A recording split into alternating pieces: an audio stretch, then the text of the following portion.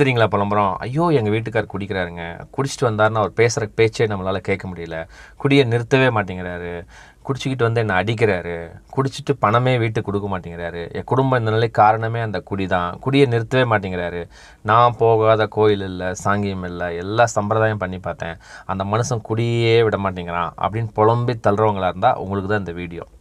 அதாவதுங்க, நீங்கள் இறைவன்ட்ட என்ன தெரியுங்களா கேட்குறீங்க, குடியே குடிக்கூடாது, குடிச்சிட்டே வராரு, குடியை நிறுத்தணும்னா அதனோட வினை குடி.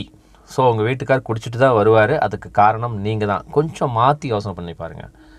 இறைவனர்களால் என் வீட்டுக்காரர் ரொம்ப நலமாக இருக்கார், நல்ல பழக்க வழக்கங்கள் வச்சுருக்கிறாரு, இறைவன் அந்த சூழ்நிலையை சிறப்பாக வச்சு கொடுத்துருக்கிறாரு, இறைவனுக்கு நன்றி அப்படின்னு நீங்கள் சொல்லி பாருங்கள்.